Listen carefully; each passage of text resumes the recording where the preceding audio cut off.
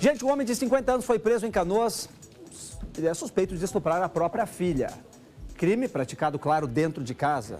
Nosso repórter Eduardo Carvalho tem mais informações sobre esse trabalho que está sendo de investigação, que está sendo realizado pela polícia. Diga, Eduardo, boa tarde. É isso, Samuel. Boa tarde para você, boa tarde a todos que nos acompanham na tela da Record Guaíba. Esse homem de 50 anos está preso preventivamente. Ele é apontado como suspeito de ter estuprado a própria filha quando ela tinha entre 8 e 9 anos de idade. É um caso muito grave e que agora chega a um momento final do inquérito com a prisão dele. Deve ser remetido já nos próximos dias esse documento e uma série de elementos, de situações que a polícia levantou para conseguir chegar até a autoria e materialidade desse homem, como eu falei, de 50 anos. O delegado Maurício Parizon nos atende aqui na sede da Delegacia de Proteção à Criança e ao Adolescente de Canoas. Delegado, obrigado, boa tarde. Como é que foi esse caso? Quando que os crimes aconteceram e quando que a polícia começou a investigar essa situação? Boa tarde a todos. Esse fato teriam ocorrido aqui no município de Canoas, no bairro Matias Velho, na residência da família, né? Todos moravam juntos ali naquele bairro e quando os outros irmãos e a mãe saíam de casa para trabalhar e esta menina, a caçula, ficava em casa com o pai, ele abusava sexualmente dela, né? De um modo muito cruel, muito triste, que a gente tomou conhecimento, durante praticamente 2 anos, né? E aí, quando a menina cansou desses abusos, quis relatar o fato para a mãe e para os irmãos, o pai então ameaçava ela, dizendo que caso ela revelasse os abusos, ele mataria todos da família, se mataria ela. E aí a criança traz para si essa culpa imposta pelo abusador. Tadinho. E se retrai. Só que com o passar do tempo, ela foi amadurecendo, foi ficando adolescente, foi ficando mais conhecedora do que ela passou e revelou os fatos à sua mãe, que nos procurou. Foi uma investigação longa, né, delegado, com muitas etapas. O que aconteceu entre vocês receberem essa denúncia até chegar ao ponto que a gente está hoje, com várias provas contra ele e a prisão preventiva do suspeito? Sim, essa investigação foi bem longa, bem complexa, mas atualmente ela está completa, né? Nós temos 2 perícias oficiais do IGP dando laudo positivo para o aspecto de abuso físico e também abuso psicológico. Então não há mais o que se investigar, nós vamos remeter e concluir em breve esse inquérito e a gente espera que seja no futuro condenado esse nosso investigado. Qual crime ele responde, delegado, a pena desse crime que ele pode enfrentar? Ele está respondendo, vai ser indiciado pelo crime de estupro de vulnerável, que é o estupro de menor de 14 anos, e a pena é de 8 a 15 anos de prisão. No momento da prisão não falou nada, ele estava surpreso, alguma coisa disso? Eles negam, né? Dizem surpresos, que não fizeram nada, né? Mas cai por terra por causa até das provas periciais positivas que a gente tem. Delegado, o senhor falou, né, que nesse caso os abusos aconteciam enquanto a vítima era muito pequena, 8, 9 anos, e quando ela tem o interesse de relatar, ela passa a ser ameaçada. Essa é uma prática, é uma dinâmica, digamos assim, desse tipo de crime que vocês observam com uma certa frequência, né, do abusador fazer essas ameaças à vítima além de cometer o ato de estupro? Sim, o abusador, por isso que eu tenho para mim que esse é um crime muito covarde. O abusador se vale da posição de adulto, de autoritário, né? Para uma criança indefesa que desconhece como as coisas funcionam. E aí, se não é por ameaças, é pelo medo, pelo incutimento de culpa na vítima. A vítima começa a se sentir ela culpada por ter, né, entre aspas, seduzido o próprio abusador. Por isso que muitas vezes é importante outras pessoas perceberem sinais e denunciarem, né? Porque a criança muitas vezes não consegue ela tomar a iniciativa, né? Sim, por mais que a vítima não consiga verbalizar o que aconteceu, né, ela acaba refletindo essa dor em comportamentos. Por isso que nós falamos tanto dos sinais indicativos do abuso sexual. E aí outras pessoas têm que ficarem atentas.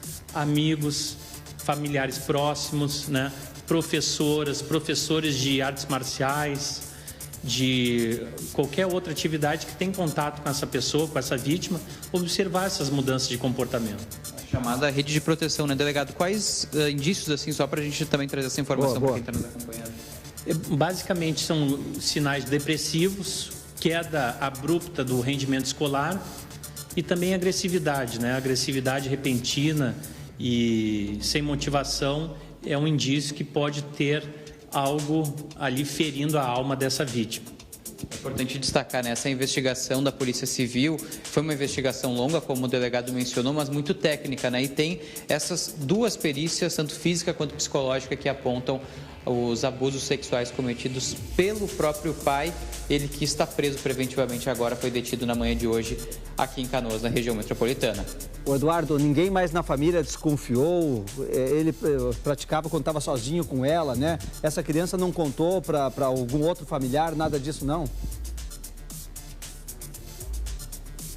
Vou repassar esse questionamento ao delegado Maurício. O Samuel perguntou no estúdio sobre a dinâmica nesse ponto de que ele cometia sempre quando não tinha ninguém em casa, né? Essa vítima, ela chegou a relatar em algum momento para outro familiar? Outra pessoa chegou a ter algum sinal disso ou não aconteceu nesse aspecto? Não relatou, né? Ela guardou para si essa dor física, dor psicológica, emocional. E com medo de que algum mal fosse praticado contra as pessoas que ela amava, né? Contra sua mãe, contra seus irmãos, a vítima decidiu não falar. Pelo relato dela, ele fazia essas ameaças constantes, assim, caso ela resolvesse fazer uma denúncia. Sim, e eram constantes e a gente percebe que eram bem convincentes, né? Tanto que ela demorou anos para se sentir segura em revelar esses abusos. Quantos anos? Quanto tempo? Obrigado, delegado. Esses casos foram entre 2017 a 2019, Samuel. E a denúncia chegou à Polícia Civil somente em 2022, ou seja, quando a vítima já era mais velha e já tinha, enfim, outros conhecimentos, outra cabeça, mais maturidade, talvez, e decidiu levar adiante, independente, todo aquele sentimento de culpa e de ameaças que ela sofria. Então, esse caso chegou à polícia em 2022 e aí passou por todo esse processo.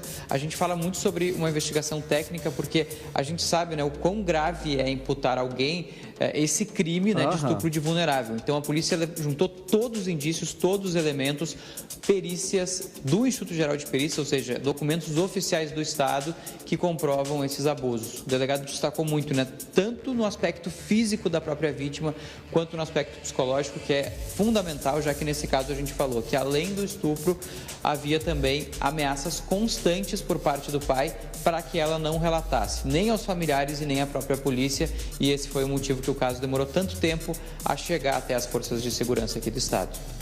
Eduardo, fiquei com outra dúvida aqui, esse homem aí tinha passagens policiais, a família tem outros filhos, há alguma outra suspeita de uma ação parecida dele com, quem sabe, outro familiar ou outra pessoa da volta? Pois é, esse homem de 50 anos, então agora preso preventivamente, ele tinha antecedentes, delegado? Não tinha antecedentes, que é uma característica dos nossos investigados, os nossos presos anteriores, né? Pouquíssimos têm antecedentes, porque é um tipo de crime cometido no silêncio, dentro do próprio lar, né? E infelizmente a gente acredita que possam haver aí milhares de vítimas de abuso sexual que até hoje não conseguem revelar os abusos que sofreram. E nesse caso o senhor chegou a mencionar que a vítima tinha irmãos, né? Ela tinha irmãs, vocês podem apurar se ele chegou a cometer esse crime contra outras crianças? Sim, isso aí a gente vai apurar, já estamos em contato com a família durante toda a investigação, mas o indício é que foi só com a menina, só com a filha. Tem os elementos para isso, portanto... É isso, Samuel, é um caso muito, muito triste, né? Muito grave, como o delegado deixou claro, né? Que muitas vezes, infelizmente, nem chega a polícia. Sim. Mas nesse caso chegou e assim que chegou, passou a ser tratado com prioridade e aí a gente tem o resultado com a prisão dele. Obrigado, Eduardo. Obrigado ao delegado também pela atenção aqui com o Balanço Geral, trazendo mais uma vez esse tema importantíssimo, né, que serve de alerta para absolutamente todos nós prestarmos atenção nesses sinais e protegermos as nossas crianças, né? Quantos que estão nos assistindo agora e que, quem sabe, passaram por uma situação como essa ou conhecem alguém que passou por uma situação como essa, né? E precisa levar o caso até a polícia. Precisa levar, porque não pode cair na impunidade uma barbaridade, um crime tão grave como esse. Valeu. Muito obrigado.